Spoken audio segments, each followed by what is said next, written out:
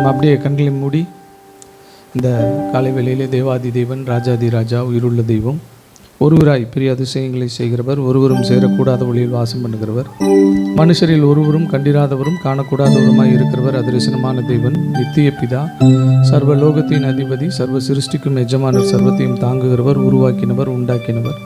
இந்த காலை வேளையிலே நம்ம மத்தியில் இருக்கிறார். அவர் நல்லவர், அவர் நன்மை செய்கிறவர், கிருபை நிறைந்தவர், உண்மை உள்ளவர், வாக்கு மாறாதவர், ஜீவனின் அதிபதி. அவர்தான் நம் தஞ்சம், துருகம், கோட்டை, நாம் நம்பி இருக்கிறவர், நம்முடைய ஆனந்த பாக்கியம்.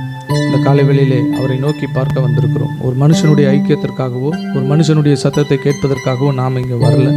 நாம் இங்கே வந்திருக்கிறது நம்மை உண்டாக்கின கர்த்தரிடத்தில் நம்மை தாழ்த்தி அர்ப்பணித்து ஒப்பு கொடுத்து அவரை நோக்கி பார்க்க வந்திருக்கிறோம். கொஞ்ச நேரமே அவருடைய சமூகத்தில் நாம் அமர்ந்திருந்தாலும் இந்த நேரத்தில் அவருடைய பரிசுத்த பிரசன்னம் நம்மோடு கூட இருக்கட்டும். அவருடைய தழும்புள்ள கரத்தின் தொடுதல் நம்மோடு கூட இருக்கும். அவருடைய நிறைவான அபிஷேகம் நம்மோடு கூட இருக்கும். அவருடைய செம்மையான தூய தெய்வ ஆவியானவர் இந்த வேளையிலே நமக்குள்ள உலாவி நம்மை ஜீவனுள்ள தேவனுடைய ஆலயமாக மாற்றுவார். இந்த காலை வேளையிலே நம்மை அர்ப்பணிப்போம், ஒப்பு கொடுப்போம். அப்பா ஆண்டவரே, இந்த நாளிலும் கூட ஆண்டவரே ஒரு பரிசுத்த பிரசன்னம், ஆண்டவரே பரலோக அனுபவம் எங்களுக்குள்ளே காணப்படட்டும். தகப்பனே, பரலோக தேவனை நாங்கள் துதித்து ஆராதிக்க, எங்களுக்காக மரித்து 3ஆம் நாள் உயிரோடு இருந்து இன்றைக்கும் பிதாவினுடைய வலது பரிசுத்தில் வீற்றிருந்து அங்கே எங்களுக்காக பரிந்து பேசி ஜெபித்து கொண்டிருக்கிற எங்கள் ராஜாதி ராஜா கர்த்தாதி கர்த்தரை நாங்கள் ஆராதிக்க துதிக்க நாங்கள் ஒன்று கூடி வந்திருக்கிறோம். வெறுமையான ஒரு ஆராதனையாக இது இருக்கக்கூடாது. தகப்பனே, உம்முடைய பரிசுத்த ரத்தத்தினால் எங்களை கழுவி எங்களை சுத்திகரியும். ஆண்டவரே, ஜீவனுள்ளவர்களாய் ஆண்டவரே ஜீவனுள்ள ஆராதனையை ஜீவனுள்ள தேவனுக்கு ஏறெடுக்க தகப்பனே எங்களுக்கு உதவும்படியாய் ஜெபிக்கிறோம். தொடர்ந்து எங்களை நடத்தும். இந்த ஆலய ஆராதனைக்கு விரோதமாய் கிரியை நடப்பிக்கிற எல்லா பொல்லாத பிசாசின் அந்தகார வல்லமைகள் நசரேயனாகிய இயேசு கிறிஸ்துவின் நாமத்தினாலே கடிந்து அப்புறப்பட்டு போகும். ஒரு மனுஷனுடைய கால்களும் இதற்கு விரோதமாய் எழும்பி வர முடியாதபடி, ஒரு மனுஷனுடைய நினைவுகளும் இதற்கு விரோதமாய் இல்லாதபடி தகப்பனே எங்களை சுற்றிலும் வேலி அடைப்பீராக. உம்முடைய செட்டைகளின் நிழல் எங்களை மறைத்துக் கொள்வீராக. ராஜா, தொடக்கம் முதல் முடிவு வரைக்கும் உடைய ஆளுகை காணப்படட்டும். எங்கள் மீட்பெரும் எங்கள் இன்ப ரட்சகருமாய் இருக்கிற கர்த்தராகிய இயேசு கிறிஸ்துவின் நாமத்தில் ஜெபம் என்று கூறுவோம் எங்கள் ஜீவனுள்ள நல்ல தகப்பனே, ஆமேன். உனக்குள்ளே இருக்கின்ற உன் இயேசு என்றும் பெரியவரே, உனக்குள்ளே இருக்கின்ற உன் இயேசு என்றும் பெரியவரே, நீ அறியாததும் உனக்கு எட்டாததுமான பெரிய காரியம் செய்திடுவான். நீ அறியாததும் உனக்கு எட்டாததுமான பெரிய காரியம் செய்திடுவான். உனக்குள்ளே இருக்கின்ற உன் இயேசு என்றும் பெரியவரே, உனக்குள்ளே இருக்கின்ற உன் இயேசு என்றும் பெரியவரே. நம்பிக்கையில்லா நிலையானதோ, விசுவாசம் உன்னில் குறைவானதோ. நம்பிக்கையில்லா நிலையானதோ, விசுவாசம் உன்னில் குறைவானதோ.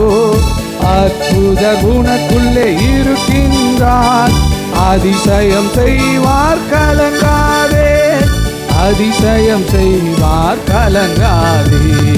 உனக்குள்ளே இருக்கின்ற இயேசு என்றும் பெரியவரே, உனக்குள்ளே இருக்கின்ற உன் இயேசு என்றும் பெரியவரே. சூழ்நிலை எல்லாம் எதிரானதோ, சுற்றத்தார் உன்னில் பகையானாரோ. சூழ்நிலை எல்லாம் எதிரானதோ, சுற்றத்தார் உன்னில் பகையானாரோ. வல்லவர் உனக்குள்ளே இருக்கின்றார், வலக்கரம் தாங்குவார் கலங்காதே, வலக்கரம் தாங்குவார் கலங்காதே. உனக்குள்ளே இருக்கின்ற உன் இயேசு என்றும் பெரியவரே, உனக்குள்ளே இருக்கின்ற உன் இயேசு என்றும் பெரியவரே.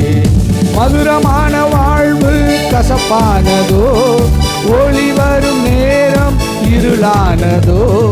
மதுரமான வாழ்வு கசப்பானதோ, ஒளி வரும் நேரம் இருளானதோ.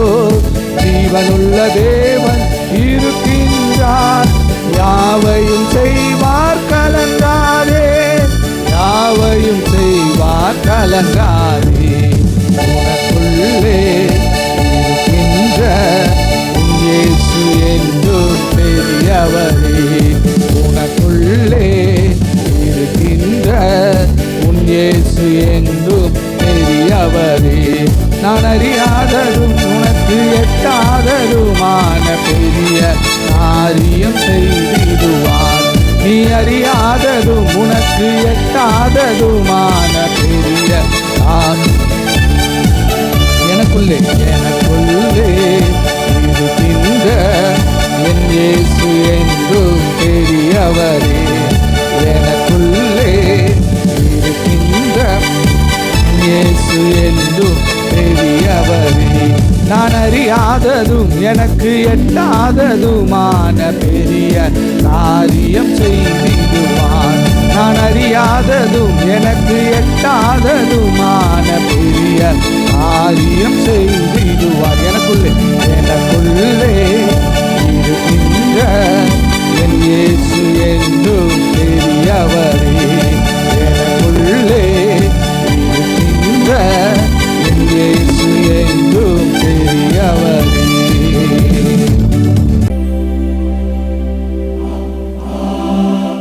உன் தேவனாய் இருக்கிற கர்த்தராகிய நான் உன் வலது கையை பிடித்து பயப்படாதே, நான் உனக்கு துணை நிற்கிறேன் என்று சொல்லுகிறேன். உன் தேவனாய் இருக்கிற கர்த்தராகிய நான் உன் வலது கையை பிடித்து பயப்படாதே, நான் உனக்கு துணை நிற்கிறேன் என்று சொல்லுகிறேன். யாக்கோபு என்னும் பூச்சியே, இஸ்ரவேலின் சிறு கூட்டமே, பயப்படாதே, நான் உனக்கு துணை நிற்கிறேன் என்று கர்த்தரும் இஸ்ரவேலின் பரிசுத்தருமாகிய உன் மீட்பர் உரைக்கிறார். இதோ போரடிக்கிறதற்கு நான் உன்னை புதிதும் கூர்மையுமான பற்களுள்ள எந்திரமாக்குகிறேன். நீ மலைகளை மிதித்து நொறுக்கி குன்றுகளை பதருக்கு ஒப்பாக்கி விடுவாய். இந்த 3 வசனங்களில் 2 முறை பயப்படாதே பயப்படாதே என்று கர்த்தர் சொல்லுகிறார். உன் வலது கையை பிடித்து நான் உனக்கு சொல்லுகிறேன், நீ பயப்படாதே, நீ பயப்படாதே. கர்த்தரும் இஸ்ரவேலின் பரிசுத்தருமாகிய உன் மீட்பர் சொல்லுகிறார், உன் வலது கையை நான் பிடித்து உனக்கு சொல்லுகிறேன், நீ பயப்படாதே. யாக்கோபு என்னும் பூச்சியை, இஸ்ரவேலின் சிறு கூட்டமே. பாருங்க, பூச்சி அப்படின்னு சொல்றாரு. அதை சொல்லிட்டு அதுக்கப்புறம் சொல்றாரு, பூச்சியால செய்யவே முடியாத ஒரு காரியம். இதோ உன்னை போரடிக்கிறதற்கு நான் உன்னை புதிதும் கூர்மையுமான பற்கள் உள்ள எந்திரமாய் மாற்றுகிறேன். அந்த எந்திரம் என்ன பண்ணுமா? மலைகளை மிதிக்குமா, அதை நொறுக்குமா, குன்றுகளை பதருக்கு ஒப்பாக்கி போட்டு விடுமா. ஒரு பூச்சி செய்கிற வேலையா இது? ஆண்டவர் சொல்றாரு, யாக்கோபு என்னும் சிறு பூச்சியை, இஸ்ரவேலின் சிறு கூட்டமே, பயப்படாதீர்கள். இதோ போரடிக்கிறதற்கு நான் உங்களை புதிதும் கூர்மையுமான எந்திரமுள்ள பற்கள் உள்ள எந்திரமாய் உங்களை நான் மாற்றுகிறேன் என்று கர்த்தர் சொல்லுகிறார். அவர் அப்படி இஸ்ரவேல் ஜனங்களை மாற்றினார்.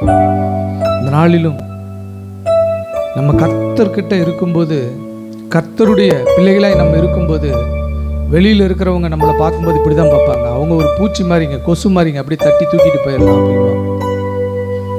ஆனால் ஆண்டவர் சொல்கிறாரு, இந்த பூச்சி என்ன பண்ணும்? அது மலைகளை மிதிக்குமா, குன்றுகளை பதருக்கு ஒப்பாக்கி போடுமா.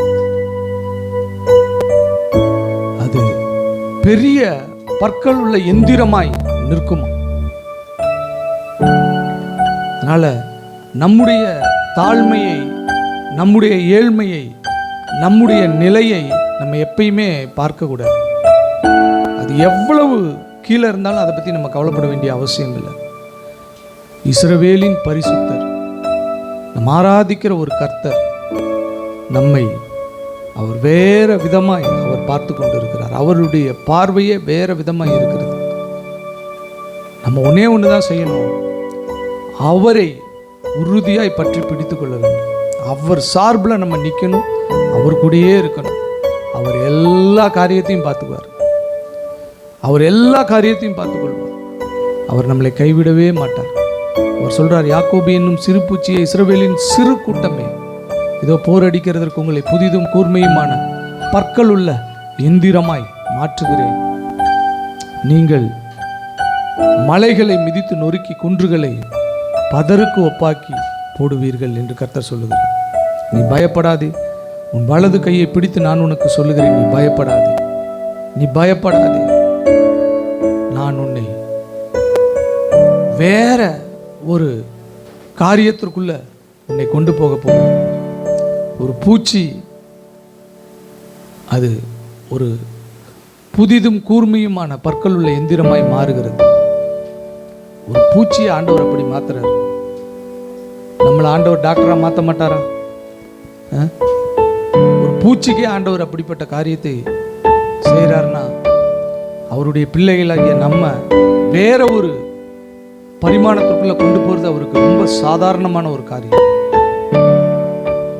வேற ஒரு ஆசீர்வாதத்திற்குள்ள நம்மை கொண்டு போகிறது அவருக்கு ரொம்ப சாதாரணமான காரியம். ஏன்னா நம்முடைய தேவன் பெரிய தேவன், சர்வ வல்லமை உள்ள தேவன். அவர் நினைச்சதுதான். அவரால் முடியாத காரியம் ஒன்றுமில்லை. ஒரே ஒரு காரியம், அவருடைய பாதத்தை பிடித்துக் கொள்ளுங்கள். அவருடைய பாதத்தை விட்டுவிடாதபடிக்கு அவருடைய பாதத்தை பிடித்துக் கொள்ளுங்கள்.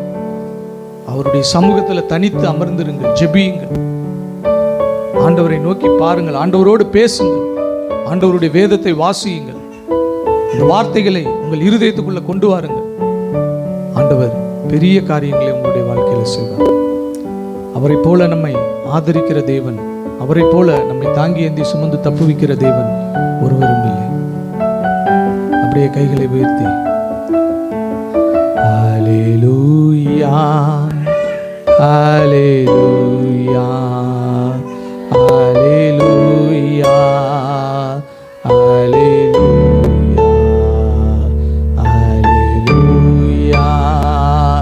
ஹல்லேலூயா ஹல்லேலூயா ஹல்லேலூயா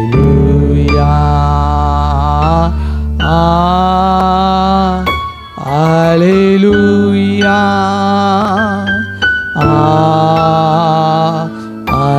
ஹல்லேலூயா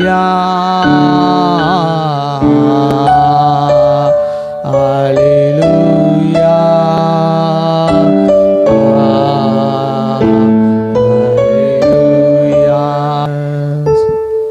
நல்ல பிதாவே, நன்றியோடு உம்மை துதிக்கிறோம் ராஜா, உம்மை ஸ்தோத்திரிக்கிறோம் அப்பா. ஆண்டவரே, இந்த மகிமையான ஆராதனைக்காக உமக்கு கோடான கோடி ஸ்தோத்திரம். இந்த ஆராதனையில் எங்களோடு கூட நீர் இடைப்பட்ட தயவுக்காக கிருபைகளுக்காக உமக்கு நன்றி. ஆண்டவரே, தொடர்ந்து எங்களை உம்முடைய பரிசுத்த பிரசன்னத்திற்கு நேராக விட்டுக் கொடுக்கிறோம். உம்முடைய செம்மையான தூய தெய்வ ஆவியானவர் இந்த வேளையில் எங்களுக்குள்ள உலாவுகிறதற்காக உமக்கு நன்றி. உம்முடைய தழும்புள்ள கரத்தின் தொடுதல் எங்கள் ஒவ்வொருவரின் மேலும் இருக்கிறதற்காக உமக்கு நன்றி. ஆண்டவரே, உம்முடைய அபிஷேகம் அப்படியே இறங்கி கொண்டே இருக்கட்டும். ஆண்டவரே, இந்த வேளையில் ஆண்டவரே உம்முடைய ஆளுகை எங்கள் மத்தியில் காணப்படட்டும். ஆண்டவரே, எங்களோடு கூட பேசும், எங்களை நடத்தும். எங்கள் மீட்பெரும் எங்கள் இன்ப இரட்சகருமாய் இருக்கிற கர்த்தராகிய இயேசு கிறிஸ்துவின் நாமத்தில் ஜெபம் வேண்டுகிறோம் எங்கள் ஜீவனுள்ள நல்ல தகப்பனே, ஆமென். நாம் கர்த்தருடைய வார்த்தைக்கு நேராக கடந்து வருவோம். நம் கையில் இருக்கிற வேத புஸ்தகத்தை உயர்த்தி, என்னை உருவாக்கி என் வாழ்வை மாற்றுகிற உம்முடைய பரிசுத்த வேதத்திற்காக இயேசுவே உமக்கு நன்றி. இரட்சகராம் இயேசு கிறிஸ்துவின் நாமத்தில் ஜெபம் வேண்டுகிறோம் எங்கள் நல்ல ஜீவனுள்ள பிதாவே, ஆமேன். ஆளுகை, மனுஷனுடைய ஆளுகை, இதை குறித்து நாம் இன்றைக்கு தியானிக்க போகிறோம். மனுஷனுடைய ஆளுகை, இதை குறித்து நாம் இன்றைக்கு தியானிக்க போகிறோம். வாசியுங்கள் ஆதியாகமம் 2ஆம் அதிகாரம் 4ஆம் வசனம். சீக்கிரமாக எடுத்து வாசிங்க. ஆதியாகமம் 2:4. தேவனாகிய கர்த்தர் பூமியையும் வானத்தையும் உண்டாக்கின நாளிலே வானமும் பூமியும் சிருஷ்டிக்கப்பட்ட வரலாறு இவைகளே. நன்றாக இன்றைக்கு கொஞ்சம் கவனியுங்கள். தேவனாகிய கர்த்தர் பூமியையும் வானத்தையும் உண்டாக்கின நாளிலே என்று சொல்லப்பட்டிருக்கிறது. இதே ஆதியாகமம் 1ஆம் அதிகாரம் 1ஆம் வசனத்தை நீங்கள் எடுத்து வாசித்து பார்க்கும்போது அங்கே சொல்லப்பட்டிருக்கிறது, ஆதியிலே தேவன் வானத்தையும் பூமியும் சிருஷ்டித்தார் என்று சொல்லப்பட்டிருக்கிறது.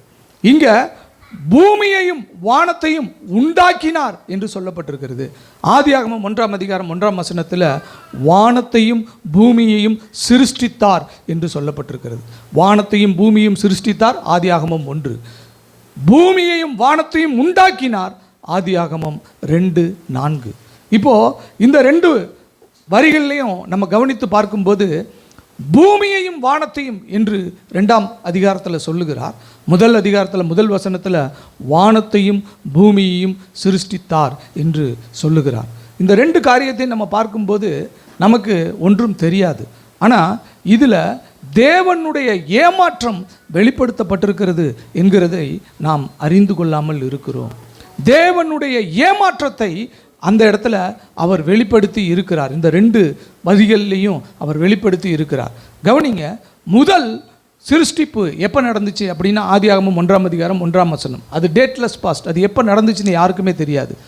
ஆதியிலே தேவன் வானத்தையும் பூமியையும் சிருஷ்டித்தார். அதுதான் முழு பூமியையும் முழு வானங்களையும் அண்ட சராசரங்களையும் ஆண்டவர் சிருஷ்டித்த காரியத்தை குறித்து சொல்லப்பட்டிருக்கிறது.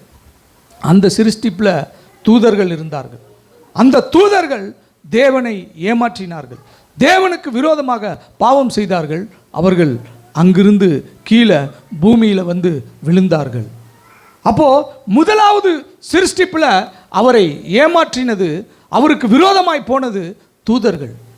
அடுத்தது பாருங்க, அந்த பூமியை ஆண்டவர் ஜலத்தினால் மூடி இருந்தார். பரிசுத்த தேவ ஆவியானவர் அந்த ஜலத்தின் மேல் அசைவாடி கொண்டிருந்தார் என்று சொல்லி பார்க்கிறோம். அதற்கப்புறம் திரும்ப பூமியை அவர் திரும்ப உண்டாக்க தொடங்குகிறார். இப்போ எப்படி அதை பார்க்கணும் அப்படின்னு பார்த்தீங்கன்னா, ரொம்ப அழகாக வேதம் சொல்லுகிறது. ஆதியாகமம் 2ஆம் அதிகாரம் 4ஆம் வசனத்தில் பூமியையும் வானத்தையும் சிருஷ்டித்தார்னு சொல்லலை, உண்டாக்கினார் என்று சொல்லப்பட்டிருக்கிறது. பாரா அண்ட் அஸ்வா என்று சொல்லி எபிரேய மொழியில் சொல்லப்பட்டிருக்கிறது. 2 முக்கியமான வார்த்தைகள். அப்போது சிருஷ்டித்த காரியம் ஒன்று இருக்கிறது, அடுத்தது உண்டாக்கின ஒரு காரியம் இருக்கிறது. சிருஷ்டித்த காரியம் தேவனை ஏமாற்றினது, அடுத்தது உண்டாக்குகிற காரியமும் தேவனை ஏமாற்றி விட்டது. பாருங்க, பூமியையும் வானத்தையும் உண்டாக்கினார். உண்டாக்கினார் என்கிறதனுடைய அர்த்தம் என்ன? அங்கே புதுசாக எதையும் சிருஷ்டிக்கல, இருந்ததையெல்லாம் சரி செய்தார். பிசாசு உளுந்து அழித்து போட்டதையெல்லாம் அவர் சரி செய்தார் என்று சொல்லி பார்க்கிறோம். அதற்கப்புறம் மனிதனை அவர் சிருஷ்டித்தார் என்று சொல்லி பார்க்கிறோம். அந்த மனிதனும் ஆண்டவரை ஏமாற்றினான் என்று சொல்லி பார்க்கிறோம். அப்போது சிருஷ்டிக்கப்பட்ட இந்த பூமி, வானமும் பூமியும் ரொம்ப அழகாக சிருஷ்டித்து தூதர்களை சிருஷ்டித்தார். தூதர்கள், ஒரு கூட்ட தூதர்கள் லூசிஃபர் என்கிற பிசாசினோடு சேர்ந்து கொண்டு அவங்க என்ன செஞ்சாங்க? ஆண்டவருக்கு விரோதமாய் அவர்கள் போனார்கள் என்று சொல்லி பார்க்கிறோம். அடுத்தது இந்த பூமியை அவர் சரி செய்து திரும்பவும் ஒரு சிருஷ்டிப்பை உண்டு பண்ணுகிறார். அந்த சிருஷ்டிப்பு மனிதன். அந்த சிருஷ்டிப்பும் தேவனை ஏமாற்றி தேவனுக்கு விரோதமாய் போனதை நாம் பார்க்கிறோம். பாருங்க, எவ்வளவு சர்வ வல்லமை உள்ள தேவன் எப்படிப்பட்ட காரியத்தை அவர் செய்கிறார், எப்படிப்பட்ட ஒரு புதிய சிருஷ்டிப்பை உண்டு பண்ணுகிறார். ஆனால் அந்த சிருஷ்டிப்புகள் எல்லாம் தேவனை ஏமாற்றி கொண்டே இருக்கிறது, தேவனை ஏமாற்றி கொண்டே இருக்கிறது. அருமையான தேவனுடைய ஜனமே, இது ஏதோ அன்றைக்கு மட்டும் நடந்த ஒரு காரியம் அல்ல. இன்றைக்கு நம்முடைய வாழ்க்கையிலும் இதை நாம் நிதானித்து ஆராய்ந்து பார்க்க வேண்டும். நான் என் தேவனை ஏமாற்றி கொண்டு இருக்கிறேனா? என் தேவனுக்கு விரோதமாய் நான் இருக்கிறேனா? சிருஷ்டிகர்த்தாவாய் இருக்கிற ஆண்டவராகிய பிதாவாகிய தேவன் எனக்காக மரித்து 3ஆம் நாள் உயிரோடு எழுந்து பிதாவினுடைய வலது பரிசத்தில் வீற்றிருக்கிறவர், மீட்கப்படும் நாளுக்கென்று என்னை முத்திரை போட்டு மூடி இருக்கிற பரிசுத்த ஆவியானவர், எனக்காக வெற்றி கொடி ஏற்றுகிறவர், அவரை நான் ஏமாற்றுகிறேனா? அவரை நான் ஏமாற்றுகிறேனா? இந்த காரியத்தை குறித்து நீங்கள் சிந்தித்து பார்க்க வேண்டும். நாம் ஆண்டவரை ஏமாற்றும் போது பாருங்க, தூதர்கள் அப்படி தான் ஏமாற்றினாங்க. எவ்வளவு பெரிய காரியத்தை ஆண்டவர் செஞ்சிருக்கிறாரு, எப்படிப்பட்ட சிருஷ்டிப்பை அவங்க கண்ணில் பார்த்தாங்க. ஆனால் அவர்கள் ஆண்டவரை ஏமாற்றினார்கள். ஆதாம் எப்படிப்பட்ட காரியத்தை கண்ணில் பார்த்தான், ஆனாலும் கர்த்தரை அவன் ஏமாற்றினான் என்று சொல்லி பார்க்கிறோம். இன்றைக்கும் நம்ம வீழ்ச்சி அடையாதபடிக்கு, விழுந்து போகாதபடிக்கு கர்த்தரை நம்ம ஏமாற்றவே கூடாது. நம்ம ஆண்டவராகிய இயேசு கிறிஸ்துவை நம்ம ஏமாற்றவே கூடாது. பரிசுத்த ஆவியானவருக்கு நம்ம துரோகம் பண்ணவே கூடாது. நம்முடைய வாழ்க்கையை நாம் நிதானித்து பார்க்க வேண்டும். நம்முடைய வாழ்க்கையை நிதானித்து பார்க்க வேண்டும். கர்த்தர் பூமியை சரி செய்தார் என்று சொல்லி பார்க்கிறோம், வானத்தை திரும்ப சரி செய்தார் என்று சொல்லி பார்க்கிறோம். அதை தான் உண்டாக்கினார் என்கிறதான வார்த்தையில் கொடுக்கப்பட்டிருக்கிறது. உண்டாக்கினார் என்கிறதான வார்த்தையில் அதுதான் கொடுக்கப்படுகிறது. மனுஷனை அவர் சிருஷ்டித்தார், மனுஷனை ஆளுகை செய்கிறதற்காக அவர் அந்த இடத்துல வைத்தார். இந்த பூமியை ஆண்டு கொள்ளுங்கள் என்று சொல்லி அவர்களிடத்தில் கொடுத்தார். இதை காக்கவும் பண்படுத்தவும் மனுஷனை வைத்தார் என்று சொல்லி பார்க்கிறோம். ஆனால் மனுஷன் வீழ்ச்சி அடைந்தான். மனுஷன் ஆளுகையை இழந்தான். மனுஷன் ஏதேனிலிருந்து துரத்தப்பட்டான். மனுஷன் தேவனுக்கு விரோதமானவனாக போய்விட்டான். எல்லாம் முடிஞ்சிடுச்சு அப்படின்னு பார்க்க முடிகிறது. அந்த இடம் இனிமே ஏதேனுக்குள்ள போக முடியாதபடிக்கு காவல் செய்கிற தேவ தூதர்களை அங்கே வைத்திருந்தார் என்று சொல்லி பார்க்கிறோம். அப்போ இந்த காரியத்தை பார்க்கும்போது அது எல்லாம் அங்கே முடிந்து போய்விட்ட மாதிரியான ஒரு காரியம்.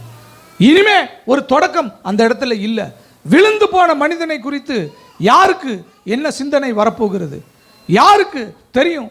திரும்ப அந்த மனுஷன் அந்த ஆளுகைக்குள்ளே போவான்.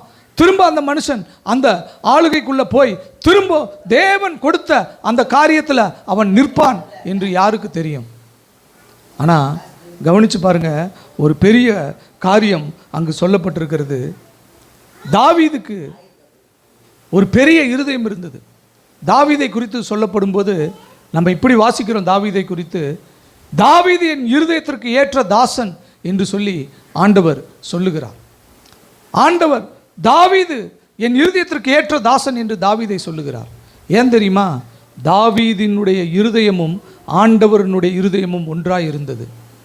தாவீது எவ்வளவு நாள், ஆதாமுக்கு அப்புறம் எவ்வளவு நாள் கழித்து அவன் வந்தவன்.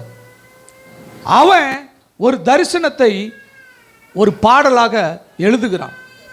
அவன் பார்த்த ஒரு தரிசனத்தை அவன் பாடலாக எழுதுகிறான். சங்கீதம் 8ஆம் அதிகாரத்தில் 3 முதல் 8 வசனங்களை நீங்கள் வாசித்து பாருங்க. கவனிங்க.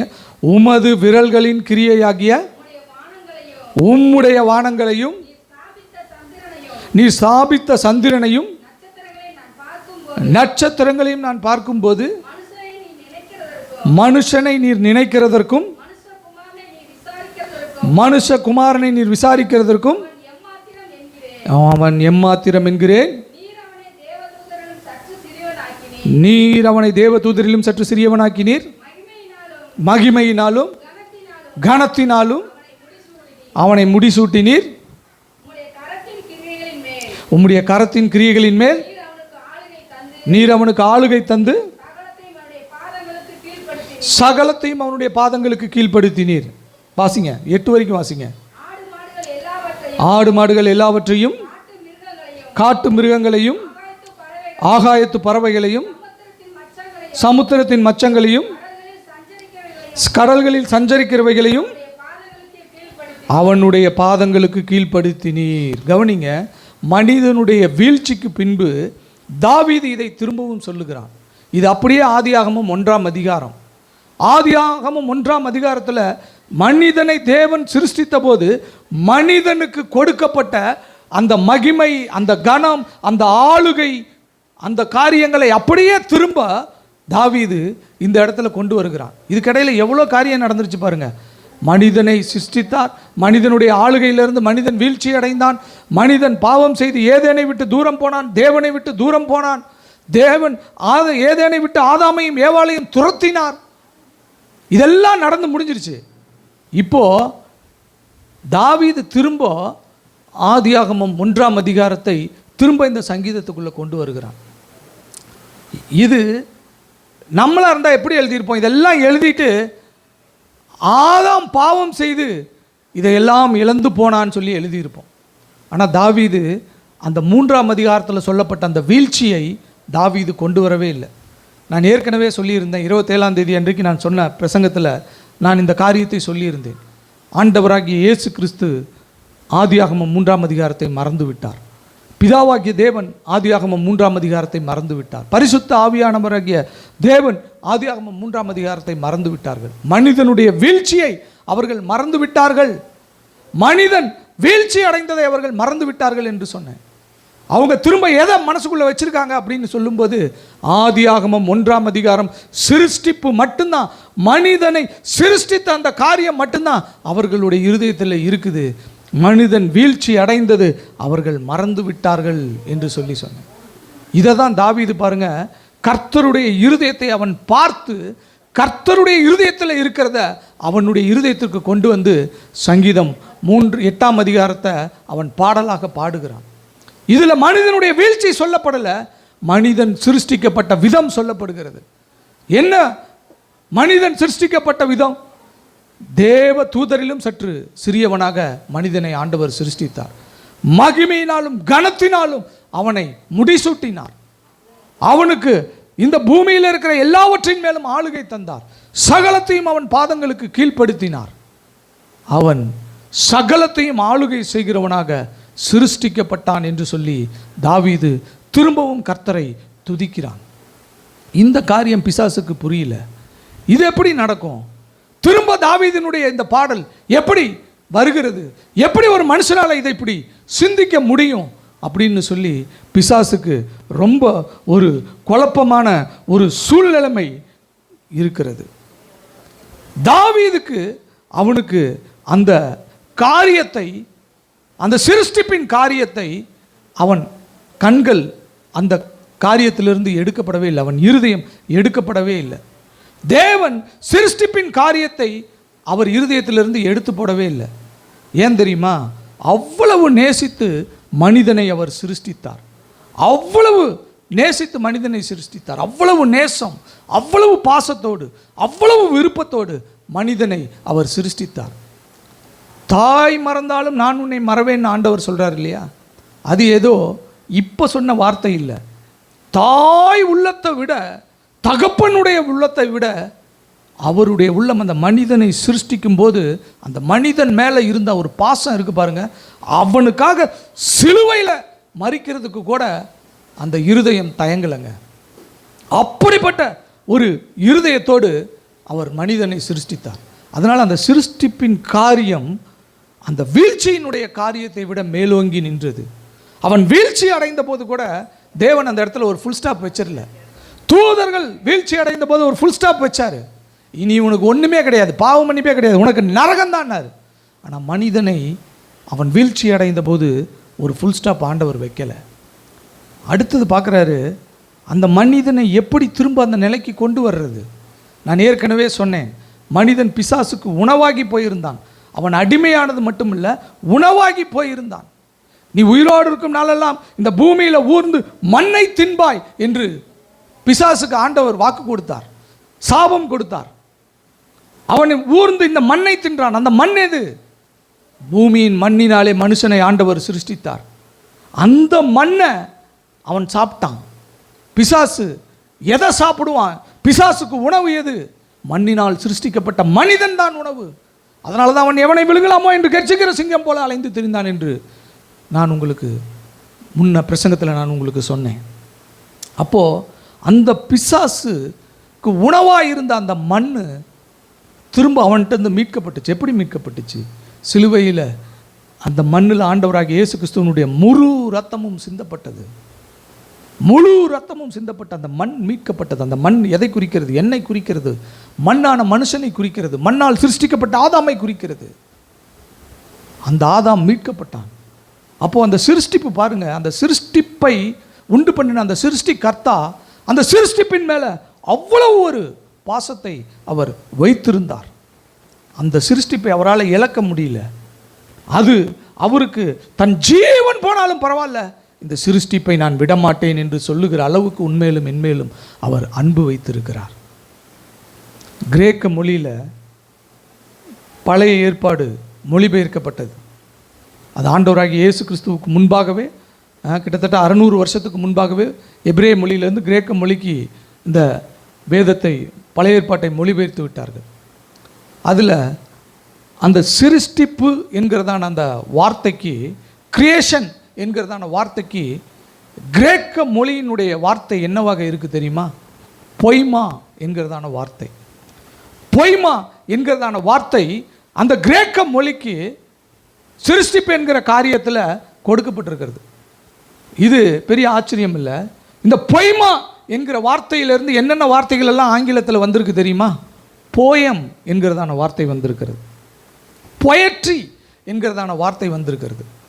இப்போ கவனித்து பாருங்க, இந்த பொய்மா அப்படிங்கிறது என்ன அப்படின்னா, ஒரு கவிதை மாதிரி, ஒரு கவிதை மாதிரி. ஒரு கவிதையை எப்படி ஒரு மனுஷன் எழுதுவானோ அந்த மாதிரி கடவுள் உட்காந்து மனிதனை ஒரு கவிதை மாதிரி சிருஷ்டித்தார்.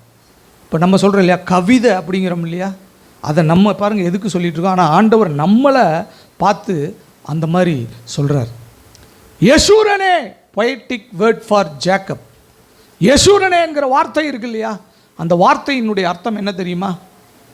கவிதைத்துவமான பெயர் யாக்கோபுக்கு.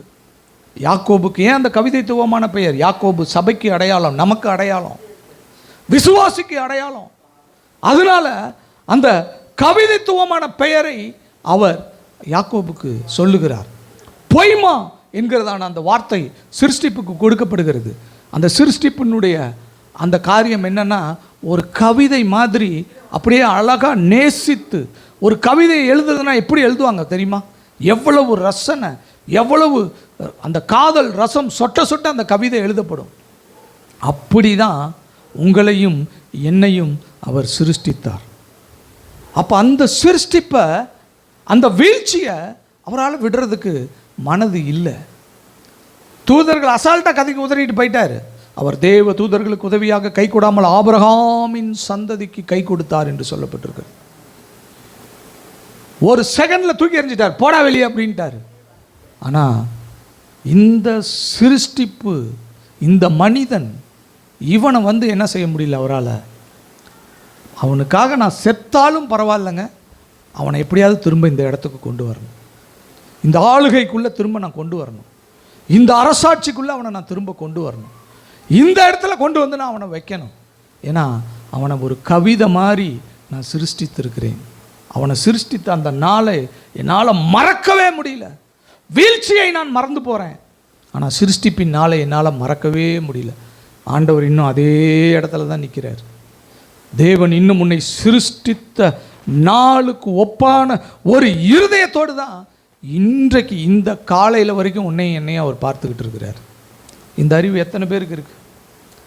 ஆனால் பிசாசு இதை உங்கள்கிட்ட கொண்டு வர விடவே மாட்டான்.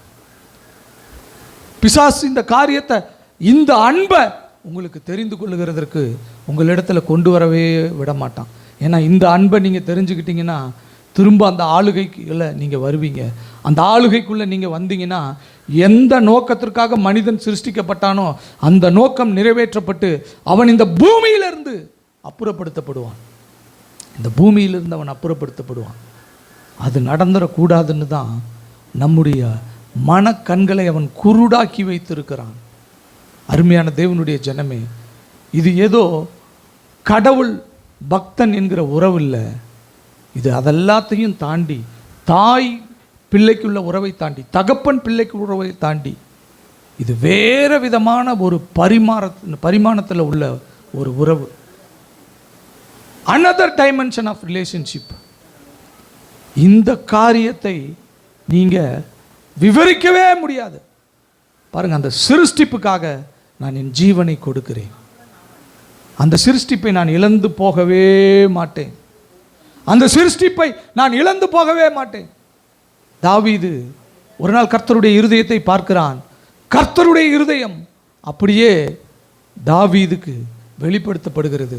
தாவீது அந்த இருதயத்தில் இருக்கிறதை அப்படியே சங்கீதம் 8 அவன் பாடுகிறான். முதல் 2 வசனமும் துதி, கடைசியாக 9ஆம் வசனமும் துதி, நடுவில் இந்த சிருஷ்டிப்பின் காரியம் சொல்லப்பட்டிருக்கும். அதில் மனிதனுடைய வீழ்ச்சி இருக்காது, மனிதனுடைய ஆளுகை இருக்கும். நீங்கள் வீட்டில் போய் வாசித்து பாருங்க, அது மனிதனுடைய ஆளுகை இருக்கும்.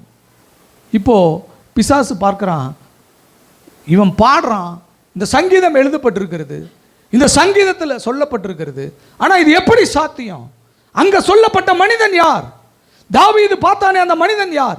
தேவ தூதரிலும் சற்று சிறியவனாக்கப்பட்டவன் யார்? ஆதாம். அந்த ஆதாம் அவனுடைய ஓட்டத்தை முடித்து விட்டான். அவன் இழந்து போய்விட்டான். திரும்ப அவன் அந்த இடத்துக்கு வர முடியாது. இது எப்படி தாவீது பாடினான்?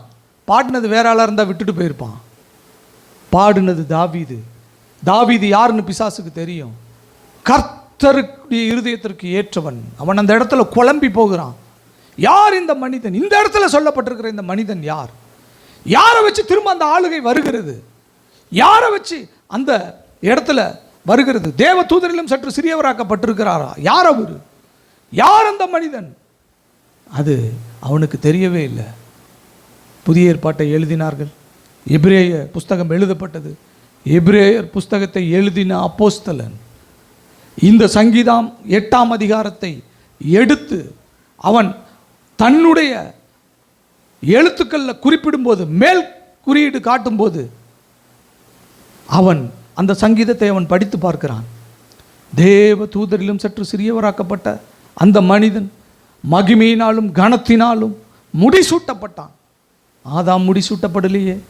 ஆதாம் அந்த முடிசூட்டப்பட்ட அந்த காரியத்தை, மகிமையினாலும் கனத்தினாலும் முடிசூட்டப்பட்ட காரியத்தை இழந்து போய் அடிமையா இல்லை போனான். ஆதாம் அந்த இடத்துல இருந்தா அந்த ஆளுகை இல்லையே. அப்போ யார் அந்த இடத்துல இருந்தா அந்த ஆளுகை என்கிறதை பார்த்து எபிரேயர் 2ஆம் அதிகாரத்தில் அவன் எழுதுகிறான். வாசிங்க, இதே அதிகாரத்தை அங்கே மேற்கோள் காட்டுகிறார். வாசிங்க, எபிரேயர் 2 எடுத்து வாசிங்க. 6 முதல் 9 வசனங்களை வாசிங்க. வாசிங்கம்மா. ஒரு இடத்திலே ஒருவன் சாட்சியாக, மனுஷனை நீர் நினைக்கிறதற்கும் மனுஷகுமாரனை நீர் விசாரிக்கிறதற்கும் அவன் எம்மாத்திரம்,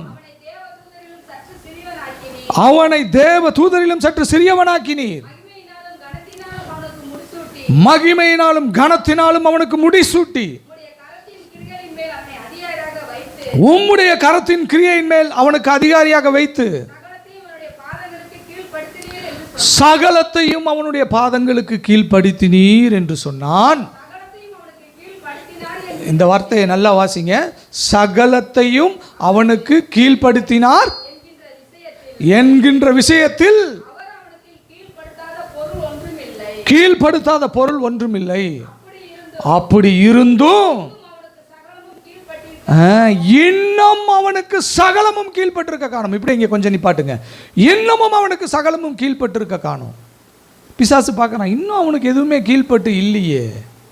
எல்லாம் சொல்றாரு, எல்லாம் நடந்திருக்கு, ஆனா இன்னமும் அவனுக்கு சகலமும் கீழ்பட்டிருக்கவில்லையே. இப்ப அடுத்தது வாசிங்க, கவுனிங்க. என்றாலும் இதுவரைக்கும் நீங்களும் நானும் அந்த ஆளுகைக்குள்ள வரலனாலும் இன்னொரு காரியம் நடந்துச்சு. என்ன நடந்துச்சு? வாசிங்க.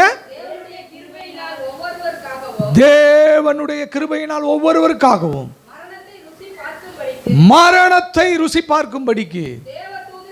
கவனிங்க, இங்க பாருங்க, இங்க பாருங்க. தேவ தூதரிலும் சற்று சிறியவராக்கப்பட்ட மனிதன் இருக்குதா, இயேசுன்னு இருக்குதா? பாருங்க, சங்கீதத்தில் தாவீது பழைய ஏற்பாட்டில் நிழலாய் பார்த்தான். ஒரு மனிதனை பார்க்கிறான், அவன் ஆளுகை அப்படியே இருக்கு, சகலமும் அவன் பாதங்களுக்கு கீழ்பட்டிருக்கிறது, அவன் ஆளுகை செய்கிறவனாக இருக்கிறான், அவன் தேவ தூதரிலும் சற்று சிறியவனாக சிருஷ்டிக்கப்பட்டிருக்கிறான். அந்த மனிதனை அவன் பார்க்கிறான். அந்த மனிதனுடைய பேர் தாவீதுக்கு தெரியாது. அவர் தாவீதின் குமாரனாக என்றோ ஒரு நாள் பெத்லகேமில் பிறக்க போகிறார். இப்போது எல்லாம் நடந்து முடிஞ்சு புதிய ஏற்பாட்டு நிஜமாய் இருக்கிறது. இப்போ நிஜத்தில் அப்போஸ்தலன் பார்க்கிறான், எபிரேயரை எழுதின அப்போஸ்தலன் பார்க்கிறான். அந்த மனிதன் அவன் எழுதும்போது மனிதன்கிறது வார்த்தைக்கு அவனுக்கு கை வரல. அது மனிதன் இல்லை, அது மனிதன் இல்லை, அது இயேசு. அது மனிதன் இல்லை, இயேசு என்கிறதான காரியத்தை அவன் கண்டுபிடிக்கிறான். இப்போ இயேசுன்னு போட்டு அதை ஃபில் பண்ணுறான். இப்போ பிசாசுக்கு புரியுது, ஆமாம், அந்த சிருஷ்டிப்பு ஒளிஞ்சு போகலை, அந்த ஆளுகை ஒளிந்து போகலை, அந்த மகிமையும் கனமும் ஒன்றும் இல்லாமல் போகலை, அது அப்படியே இருக்குது. எல்லாம் அவருடைய பாதங்களுக்கு கீழ்பட்டு இருக்கிறது, எல்லாம் அவருடைய பாதங்களுக்கு கீழ்பட்டு இருக்கிறது, எல்லாம் அவருடைய ஆளுகைக்கு கீழ்பட்டு இருக்கிறது, எல்லாம் அவருடைய ஆளுகைக்கு கீழ்பட்டு இருக்கிறது. சகலமும் அவனுடைய பாதங்களுக்கு கீழ்பட்டிருக்கிற விஷயத்தை அவன் பார்க்கிறான். ஆண்டவராகிய இயேசு கிறிஸ்துவனுடைய பாதங்களுக்கு கீழ்ப்படுத்தப்பட்டிருக்கிறது, எல்லாம் அவருடைய ஆளுகைக்கு கொடுக்கப்பட்டிருக்கிறது. இப்போ சிருஷ்டிப்பின் காரியத்தில் இருந்த நோக்கத்தையும் சித்தத்தையும் மனிதன் வேணா இழந்து போயிருக்கலாம். ஆனால் ஆண்டவர் பாருங்க, சிருஷ்டிப்பின் நோக்கத்தில் இருந்த சித்தத்தையும் அந்த நோக்கத்தையும் அவர் இழந்து போகவே இல்லை. பிசாசு நினைச்சான், நான் மனுஷனை காலி பண்ணிட்டேன்னு நினைச்சான். நீ மனுஷனை காலி பண்ணிட்டியா, இந்த இன்னொரு மனுஷன் வராரு பாருங்க. முதலாம் ஆதாம், 2ஆம் ஆதாம் என்று சொல்லப்பட்டிருக்கிறது. 1 கொரிந்தியர் 15ஆம் அதிகாரம் 45ஆம் வசனத்தை எடுத்து வாசிங்க. அந்தபடி முந்தின மனுஷனாகிய ஆதாம் ஜீவாத்மாவானான் என்று எழுதியிருக்கிறது. பிந்தின ஆதாம் உயிர்ப்பிக்கிற ஆவியானவர். கவனிங்க, முந்தின ஆதாம் பிந்தின ஆதாம் என்று எழுதியிருக்கிறது. முந்தின ஆதாம காலி பண்ணிட்டான். இப்போ பிசாசு நினைச்சான் அவ்வளோதானே, முடிஞ்சிடுச்சுல்ல. ஆனால் பிந்தின ஆதாம் ஒருத்தர் வந்தார். முந்தின ஆதாம் மண்ணானவன், பிந்தின ஆதாம் விண்ணவர், விண்ணவரனுடைய சாயல், விண்ணவரனுடைய சரீரம். அவர் அந்த சரீரத்தை எடுத்துக்கொண்டு எந்த சரீரத்தில் அவருடைய பிள்ளைகள் இருந்தார்களோ அதே சரீரத்தை அவர் எடுத்துக்கொண்டு மாம்சத்தையும் இரத்தத்தையும் உடையவர்களாய் பிள்ளைகள் இருக்கிறது போல அவரும் மாம்சத்தையும் இரத்தத்தையும் உடைய சரீரத்தை எடுத்துக்கொண்டு அழகாக இந்த பூமிக்கு வந்தார். இப்போ ஆண்டவர் சேலஞ்ச் பண்ணுறாரு, இந்த ஆதாமை நீ கவுத்துப்பார் பார்க்கலாம். எந்த சிருஷ்டிப்பில் ஆதாமை வச்சாரோ அந்த இடத்துல கொண்டு வந்து இவர் வச்சிட்டார். இப்போது இவர் நிற்கிறாரு. யோவானில் நம்ம வாசிக்கிறோம் 14ஆம் அதிகாரம் 30ஆம் வசனம். யோவான் 14:30. இனி நான் உங்களுடனே அதிகமாய் பேசுவதில்லை. பாருங்க எவ்வளோ அழகாக சொல்கிறார் பாருங்க. பிந்தின ஆதாம், இதோ இந்த உலகத்தின் அதிபதி வருகிறான், அவனுக்கு என்னிடத்தில் ஒன்றுமில்லை. இதை யார் சொல்லியிருக்கணும் தெரியுமா? ஏவாள் சொல்லியிருக்கணும். உனக்கு என்கிட்ட ஒன்றுமே கிடையாது, நீ சொல்லி நான் என்ன அப்படின்னு இருக்கணும். ஆதாம் இதை சொல்லியிருக்கணும். ஆனால் அவங்களால சொல்ல முடியல. அவர்களைப் போல இந்த பூமிக்கு வந்த ஆதாமினுடைய சரீரத்தை போல ஒரு சரீரத்தை எடுத்துக்கொண்டு மாம்சத்தையும் இரத்தத்தையும் உடையவராய் முழு மனிதனாக அவர் வந்து இங்கே நிற்கிறாரு. இப்போ அவர் சொல்கிறார், இதோ இந்த உலகத்தின் அதிபதி வருகிறான், அவனுக்கு என்கிட்ட ஒன்றுமே கிடையாதுன்ட்டார். அவன் விஷயத்தில் என்கிட்ட ஒன்றுமே இல்லைன்ட்டார். இப்போ இதா அவருக்கு அவ்வளோ ஒரு சந்தோஷம். தன்னுடைய குமாரனை பாருங்கள், பரலோகத்தில் அவர் தேவனுடைய சாயலாக இருந்தார், தேவனுடைய ரூபமாக இருந்தார், தேவனுக்கு ஒப்பாக இருந்தார், தேவகுமாரனாக இருந்தார், தெய்வமாகவே இருந்தார். அவர் அந்த கணத்தையும் அந்த மகிமையும் எடுத்து வச்சுட்டு பிலிப்பியரில் நம்ம வாசிக்கிறது போல் அடிமையின் ரூபம் எடுத்து மனுஷ சாயலானார்ன்னு இருக்கிறோம். மனுஷ சாயலாய் வந்து எந்த மகிமை நம்ம பார்த்தோம்ல, ஆதாம் மகிமையினாலும் கணத்தினாலும் முடிசூட்டப்பட்டான் என்று பார்த்தோம்ல, அந்த மகிமையையும் கணத்தையும் மனிதனுக்கு கொடுக்கப்பட்ட மகிமையும் கணத்தையும் அவர் சிலுவையில் வெற்றி சிறந்த அந்த மகிமையும் கணத்தையும் சுதந்திரித்து கொண்டு அவர் என்ன செஞ்சிருக்கார் தெரியுமா? மனிதனாகவே பரலோகத்துக்கு போனார்.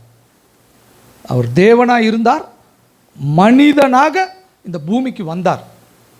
அவர் மனித ரூபமாக இருந்தாலும் தேவனுடைய காரியம் அவரிடத்தில் இருந்தது. அவர் மனிதனாக இருக்கும்போதே 100க்கு 100 தெய்வமாக இருந்தார். ஆனால் முழு மனிதனாக இருந்தார். புரியுதா உங்களுக்கு? அவர் அந்த தெய்வீக தன்மை பரலோகத்தில் முழு தெய்வமாக இருந்தார். பரலோகத்தில் அவருக்கு மனித சாயல் அப்போ இல்லை, மனிதனுடைய காரியம் அப்போ இல்லை. ஒரு சரீரத்தை எனக்கு ஆயத்தம் பண்ணினார். அந்த சரீரத்தை எடுத்துக்கொண்டு அவர் கீழே வந்தார். இப்போ வந்து ஒரு மனிதனாகவே அவர் வாழ்ந்தார். உங்களையும் என்னையும் போல மனிதனாகவே வாழ்ந்தார். அவர் மனிதனாக இருந்து சொன்ன காரியம்தான், ஏதோ உலகத்தின் அதிபதி வருகிறான், அவனுக்கு என்னிடத்தில் ஒன்றுமே இல்லைன்னாரு. தேவ தூதரிலும் சற்று சிறியவராக்கப்பட்டிருந்த இயேசு அவர் என்ன செஞ்சார்? மனுஷனாகவே வாழ்ந்து, மனுஷனாகவே சிலுவையில் வெற்றி சிறந்து, மனுஷனாகவே 3ஆம் நாள் உயிரோடு எழுந்து, உயிர் தெழுந்ததில் முதற் பலன் நம்முடைய ஆண்டவராகிய இயேசு கிறிஸ்து. அந்த முதற் பலன் இனி மரணத்தை ருசி பார்க்காத மனுஷ சரீரம் அவர் என்ன செஞ்சார்? பரலோகத்துக்கு எடுத்துக்கொள்ளப்பட்டு பிதாவினுடைய வலது பரிசத்தில் வீற்றிருக்கிறார். இப்போ நான் இப்படி சொல்கிறேன் பாருங்க, இன்றைக்கு பரலோகத்தில் பிதாவினுடைய வலது பரிசத்தில் ஒரு மனிதன் அமர்ந்திருக்கிறார். ஒரு மனிதன் அமர்ந்திருக்கிறார்.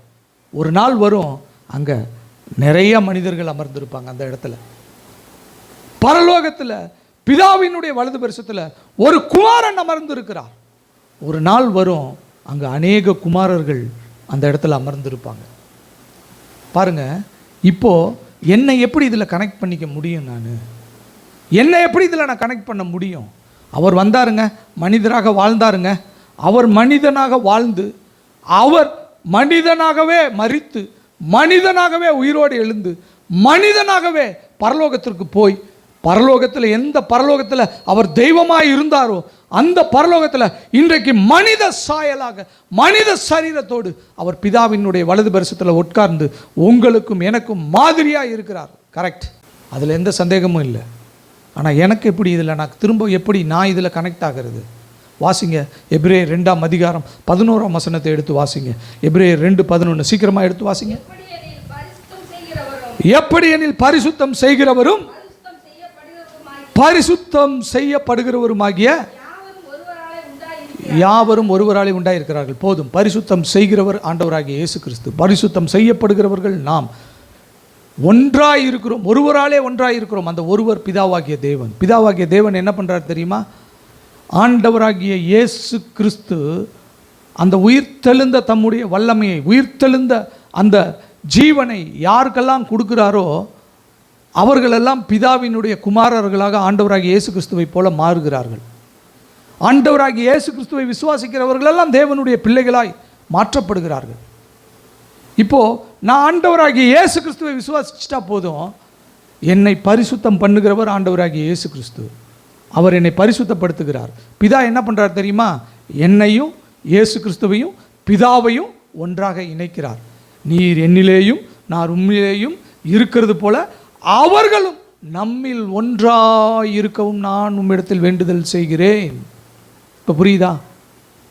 அந்த சிருஷ்டிப்பை நம்மளுடைய வாழ்க்கையில் திரும்ப கொண்டு வராரு. எப்படி கொண்டு வராரு அப்படின்னு பார்த்தீங்கன்னா, ஆண்டவராகிய இயேசு கிறிஸ்துவனுடைய இரத்தத்தின் மூலமாக நம்மை பரிசுத்தப்படுத்தி நம்மையும் ஆண்டவராகிய இயேசு கிறிஸ்துவையும் பிதாவையும் ஒரே காரியத்தில் இணைக்கிறார்.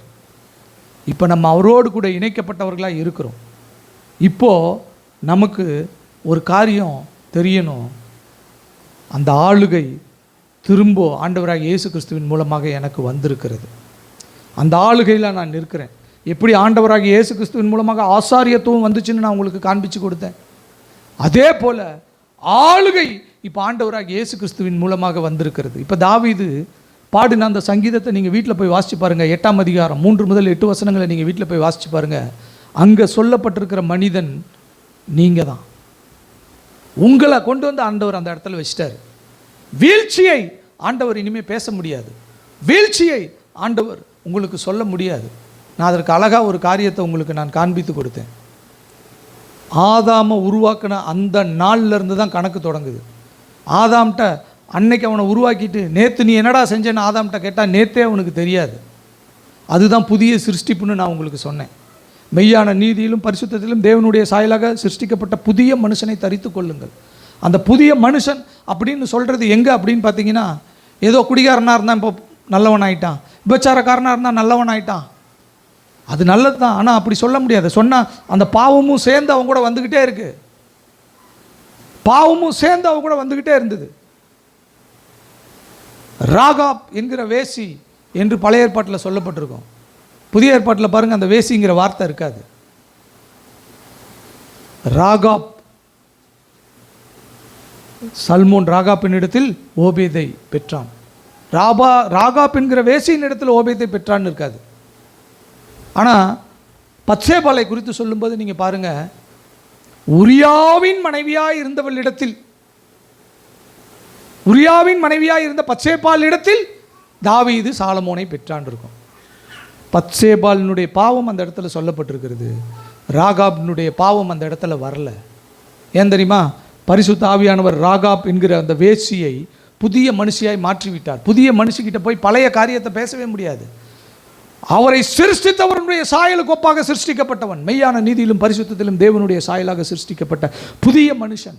இப்போ அந்த புதிய மனுஷன்கிட்ட போய் இன்றைக்கி தான் நான் அவனை என் ரத்தத்தினால மாற்றியிருக்கிறேன், புதிய மனுஷனாக மாற்றியிருக்கிறேன், ஏன்னா நேற்று இந்த பாவத்தை செஞ்சேன்னு கேட்டால் ஆதாம்கிட்ட போய் நேற்று காலையில் நீ என்னடா சாப்பிட்டேன்னு கேட்ட மாதிரி இருக்கும்.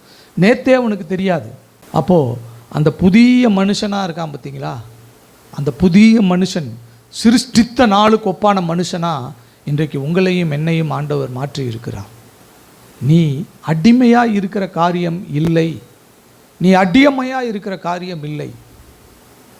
அடுத்த வாரத்தில் இந்த காரியத்தை குறித்து, மீட்பை குறித்து, கிருபாசனத்தை குறித்து, அடிமை என்கிற காரியத்தை குறித்து நான் உங்களுக்கு அந்த வார்த்தைகள் கொடுக்கப்பட்ட அந்த இடத்துலேருந்து நான் உங்களுக்கு காண்பிப்பேன். அப்போ தான் அது உங்களுக்கு புரியும். அடிமையாக இருக்கிற காரியம் இல்லை இனி உங்களுக்கும் எனக்கும். ஆளுகை செய்கிற காரியத்தில் ஆண்டவர் உங்களையும் என்னையும் வைத்திருக்கிறார். ஒரு மனிதன் பிதாவினுடைய வலது பரிசத்தில் வீற்றிருக்கிறார். அது என்னுடைய வெற்றி, எனக்கு கொடுக்கப்படுகிற நம்பிக்கை. மனிதனாகவே அவர் வாழ்ந்து மனிதனாகவே மரித்து மனிதனாகவே 3ஆம் நாள் உயிரோடு எழுந்து மனிதனாகவே பிதாவினுடைய வலது பரிசத்தில் அவர் வீற்றிருக்கிறார். அப்படிப்பட்ட ஒரு மனிதனாகவே மாம்சத்தையும் இரத்தத்தையும் உடைய என்னைப் போல ஒரு மனிதனாக அவர் அந்த காரியத்தை செய்து முடித்திருக்கிறார். அப்போ எனக்கு ஒரு நம்பிக்கை இருக்குது, நானும் அப்படியே பிதாவினுடைய வலது பரிசத்தில் போய் உட்கார முடியும். பிதா என்னை அப்படி நேசித்து சிருஷ்டித்திருக்கிறார். அவருக்கும் எனக்கும் இருக்கிற நேசம் பாருங்கள், என் ஜீவன் போனாலும் பரவாயில்ல, இவனை நான் விடமாட்டேன் அப்படிங்கிற நேசம். அந்த அன்பில் தாங்க நீங்களும் நானும் நிற்கிறோம். சபை இன்றைக்கு அந்த அன்பில் தான் நிற்கிது. அப்போ இந்த அன்பு நம்மக்கிட்ட இருக்கிறபடினால இந்த உலகத்தில் இருக்கிற காரியமெல்லாம் ஒன்றுமே இல்லைங்க, தூசுங்க. அவர் நம்மளை கைவிடவே மாட்டார். எப்படி கைவிடுவார்? ஏன் இந்த அன்பு நமக்கு புரியறதில்ல? ஏன் இன்னும் நம்ம ஆண்டவரை ஏமாற்றிக்கொண்டே இருக்கிறோம்? தூதர்கள் ஏமாற்றினாங்க, சரி போடான்ட்டு போயிட்டார். ஆதாம் ஏமாற்றினா பரவாயில்லப்பா, நான் இன்னொரு காரியம் வருவார், நான் அவரை வச்சு பார்த்துக்கிறேன் அப்படின்னு சொல்லி அவரையும் கொடுத்து அவர் மூலமாக ஒரு ரட்சிப்பையும் கொடுத்து அந்த அதிபதியை, ஜீவனின் அதிபதியை உபத்திரவங்களுக்கு உட்படுத்தி ஒரு மீட்பை எனக்கு கொடுத்து இப்போவும் நான் ஆண்டவரை ஏமாற்றினா என்ன மாதிரி பாவி யார் பார்க்கலாம் பாருங்க. என்ன மாதிரியான ஒரு பாவி யார்? என் தேவனை நான் ஏமாற்றினான். அருமையான தேவனுடைய ஜனமே, உங்கள்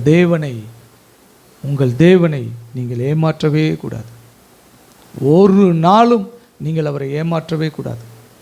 அதுக்கு எப்படி நம்முடைய வாழ்வை மாற்றிக்கொள்ள வேண்டுமோ அப்படி நம்முடைய வாழ்வை நாம் மாற்றிக்கொள்ள வேண்டும். அந்த இடத்துக்கு நம்ம வரணும்.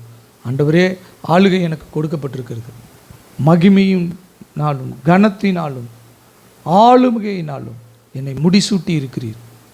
ஆண்டவரே, திரும்பவும் என்னை காப்பாற்றுகிறவனாக, காக்கிறதும் பண்படுத்துறதுமான காரியத்துக்குள்ளே என்னை கொண்டு வந்து வைத்திருக்கிறீர். ஆண்டவரே, திரும்பவும் அந்த ஏதேன் தோட்ட அனுபவத்தை எனக்கு கொண்டு வந்து கொடுத்துருக்கிறீர்.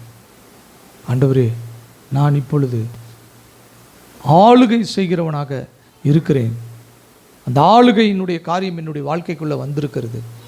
நான் அதை பயன்படுத்தி நானும் வெற்றி சிறந்தவரனுடைய வழியில் ஒரு நொடிப்பொழுதில் மறுரூபமாகி பரலோகத்தில் பிதாவினுடைய வலது பரிசத்தில் அன்பின் குமாரனின் பக்கத்தில் நானும் வந்து உட்காரணும்.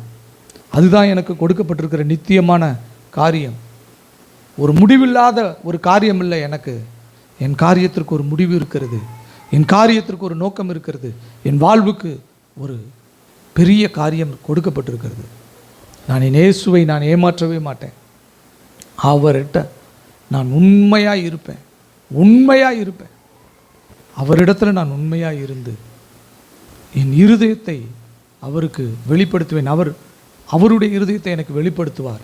அப்போ தாவீது பார்த்தது போல, தாவீது என் இருதயத்திற்கு ஏற்ற தாசன் என்று சொன்னார். கர்த்தருடைய இருதயத்தை அவன் பார்த்தான். அப்படி அவருடைய இருதயத்தை பார்த்து அவர் எனக்கு என்ன வைத்திருக்கிறாரோ, என்னை குறித்து அவர் என்ன சித்தம் வைத்திருக்கிறாரோ, என்னை குறித்து இந்த சிருஷ்டிப்பை குறித்து என்ன காரியத்தை அந்த சிருஷ்டிகர் வைத்திருக்கிறாரோ, அந்த சிருஷ்டிகரனுடைய இருதயத்திற்கு ஏற்றதை என்னுடைய இருதயத்தில் நான் கொண்டு வருவேன். அப்படி தான் இந்த பூமியில் என்னுடைய வாழ்க்கை இருக்கும். உலகம் எக்கேடு கெட்டால் போகட்டும், உலகம் எப்படியோ இருக்கட்டும், நான் அந்த வழியில் வாழுவேன் என்று சொல்லி நீங்கள் நிற்கும்போது ஒரு ஆளுமையை நீங்கள் பார்ப்பீர்கள்.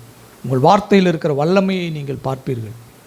இயேசு பேசினார், நடந்துச்சு, தொட்டார், உயிரோடு எழுந்தாங்க. அவரிடத்தில் அதிகாரம் இருந்தது.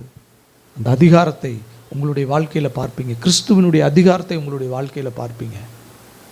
எல்லா காரியமும் பிசகி போயிருக்கிறது, ஒன்றுமில்லாமல் இருக்கிறது, நொந்து இருக்கிறது, எல்லா காரியமும் மாற்றப்படும். உங்கள் வார்த்தையில் அப்படியே எல்லா காரியமும் மாற்றப்படும். நீங்கள் பேச பேச நடக்கும். நீங்கள் கட்டளையிட அது செயல்படும். அந்த அதிகாரத்தை, அந்த வல்லமையை ஆண்டவர் உங்களிடத்தில் கொடுத்துருக்கிறார். அதனால் இந்த நாளில் அடிமைத்தனத்திலிருந்து ஆளுகைக்குள்ளே வாங்க. மனுஷனுடைய ஆளுகையை உங்களுக்கு வெளிப்படுத்தி காண்பித்திருக்கிறேன். தொடர்ந்து ஆதியாகமத்தை நீங்கள் வாசியுங்கள்.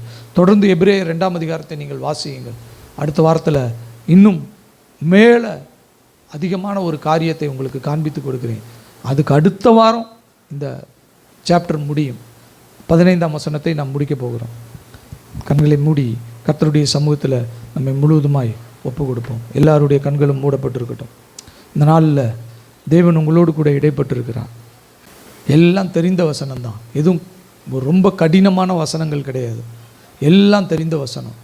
நீங்கள் வீட்டில் போய் நான் சொன்னதை அப்படியே மனதில் வைத்து அதை நீங்கள் பார்க்கலாம். யூடியூப்பில் கூட இந்த பிரசங்கம் வரும் இன்றைக்கு. அதை வைத்து கொண்டு கூட நீங்கள் வேதாகமத்தில் அந்த வசனங்களை பாருங்கள். இன்னும் இந்த காரியம் உங்களுக்கு தெளிவாய் புரியும். இந்த காலை வேளையிலே தேவாதி தேவன் ராஜாதி ராஜா நம்மோடு கூட இடைப்பட்டிருக்கிறார், நம்மோடு கூட பேசி இருக்கிறார். அந்த பொய்மா என்கிறதான காரியத்தை நான் உங்களுக்கு சொன்னேன். பொய்மா என்கிறது அந்த வார்த்தையிலிருந்து தான் போயம் என்கிற வார்த்தை வந்தது, பொயட்ரி என்கிற வார்த்தை வந்தது. அதுதான் சிருஷ்டிப்புக்கு கொடுக்கப்பட்டிருக்கிறது. தேவன் தம்முடைய சிருஷ்டிப்பை மேலே அவ்வளவு ஒரு விருப்பமுடையவராக, கரிசனை உடையவராக இருந்தார். அவ்வளவு ஒரு விருப்பமுடையவராக, கரிசனை உடையவராக அவர் இருந்தார். அவருடைய அன்பு, அந்த காதல் எது வரைக்கும் போச்சுன்னா, சிருஷ்டிகர் சிருஷ்டிப்புக்காக ஜீவனை கொடுக்க வந்தார். இந்த சிருஷ்டிப்பை நான் இழந்து போகவே மாட்டேன், இந்த சிருஷ்டிப்பை நான் இழந்து போகவே மாட்டேன். இது என்னுடைய சிருஷ்டிப்பு, இதன் மேலே நான் நேசத்தை வைத்திருக்கிறேன். ஒரு தாய் ஒரு பிள்ளையை பெற்றெடுத்து பார்க்கிற அந்த காரியத்தை விட, அந்த பாசத்தை விட என் தேவன் தம்முடைய சிருஷ்டிப்பின் மேலே வைத்திருக்கிற பாசம் பெரியது. தாய் மறந்தாலும் நான் உன்னை மறக்க முடியாதுன்றார் ஆண்டவர். அம்மா உன்னை மறந்து போகலாம்பா, நான் உன்னை மறக்க முடியாது. இதெல்லாம் நீங்கள் ஜெபத்தில் சொல்லணும், அவர்கிட்ட பேசணும். ஆண்டவரே, இப்படி என்னை சிருஷ்டித்தீங்களே, உங்கள் சிருஷ்டிப்பாகிய என் மீது இவ்வளவு இரக்கமாக இருக்கீங்களே, இந்த சிருஷ்டிப்புக்கு நீங்கள் மறிச்சிங்களே, ரத்தம் சிந்தினீங்களே, மீட்டு எடுத்தீங்களே, இந்த சிருஷ்டிப்புக்கு உடைய உயிர்த்தெழுந்த இந்த வல்லமையை கொடுத்துருக்கீங்களே, இனி இந்த சிருஷ்டிப்பில் பிழைக்கிறது அந்த சிருஷ்டிகர், இந்த சிருஷ்டிப்பில் சிருஷ்டிகர் பிழைக்கிறார் சொல்லி ஜெபிங்க. உங்கள் வாழ்க்கையில் மாற்றத்தை பாருங்கள், அற்புதத்தை பாருங்கள். உங்கள் வாழ்க்கையில் தேவன் செயல்படுகிற காரியத்தை பாருங்கள். தேவன் உங்கள் வாழ்க்கையில் இடைபடுகிற காரியத்தை பாருங்கள். அவருடைய பலத்த கரத்தினுடைய சத்துவத்தினுடைய வல்லமையை நீங்கள் பாருங்கள். நீங்கள் எப்படி உங்களுடைய காரியங்கள் மாற்றப்படுகிறது என்கிறதை பாருங்கள். எப்படி அற்புதத்தை நீங்கள் ருசிக்கிறீர்கள் என்று பாருங்கள். அவர் விடவே மாட்டார், அவர் விடவே மாட்டார். நான் உன்னை விட்டு விலகுவதுமில்லை, உன்னை கைவிடுவதுமில்லை என்று சொல்லி இருக்கிறவர் இந்த காலை வேளையிலே நம்மோடு கூட இடைப்பட்டு நம்மோடு கூட பேசி இருக்கிறார். அவருடைய வார்த்தைகள் நம்மிடத்தில் வந்திருக்கிறது. தொடர்ந்து இந்த சத்தியத்தில் உறுதியாக நில்லுங்க. கர்த்தர் பெரிய காரியங்களை செய்வார். நல்ல பிதாவே, நன்றியோடு உம்மை துதிக்கிறோம். ராஜா, உம்மை ஸ்தோத்தரிக்கிறோம். அப்பா, நேற்று மீண்டும் மீண்டும் மாறாதங்கள் நல்ல தெய்வமே, உம்மை துதிக்கிறோம், உம்மை ஸ்தோத்தரிக்கிறோம். இந்த நாளிலும் கூட தகப்பனே, உம்முடைய பிள்ளையாகிய நாங்கள் இந்த காலை வேளையில் ஆண்டவரே உம்முடைய சமூகத்தில் வந்து உம்மை துதித்து உம்மை ஆராதித்து உம்மை தொழுது கொண்டு உம்முடைய வார்த்தையை கேட்டிருக்கிறோம். உம்முடைய வார்த்தையின் வெளிச்சத்தில் எங்களை நடத்தி இருக்கிறீர். ஆண்டவர் உம்முடைய மகிமையான சிருஷ்டிப்புக்கு ஒப்பாக ஆண்டவரை இன்றைக்கு எங்களை மாற்றியிருக்கிறீர். வீழ்ச்சிக்கு பின்பாக எங்களை நீர் அந்த இடத்துக்கு கொண்டு வந்திருக்கிறீர். ஆண்டவரே, அதை நாங்கள் விசுவாசிக்கிறோம், ஏற்றுக்கொள்ளுகிறோம். எங்கள் மீட்பெரும் எங்கள் இன்ப இரட்சகருமாய் இருக்கிற கர்த்தராகிய இயேசு கிறிஸ்து பிதாவினுடைய வலது பரிசத்தில் வீற்றிருக்கிறார். அந்த இடத்துக்கு எங்களையும் நீர் கொண்டு போக போகிறீர். இந்த சத்தியத்தை எங்களுக்கு போதித்திருக்கிறீர். உமக்கு நன்றி. தொடர்ந்து எங்களோடு கூட நீர் பேசும், எங்களை ஆளுகை செய்யும், ஆளுகை செய்கிறவர்களாக எங்களை நீர் மாற்றும். எங்கள் மீட்பெரும் எங்கள் இன்ப இரட்சகருமாய் இருக்கிற கர்த்தராகிய இயேசு கிறிஸ்துவின் நாமத்தில் ஜெபம் வேண்டுகிறோம் எங்கள் ஜீவனுள்ள நல்ல தகப்பனே, ஆமென்.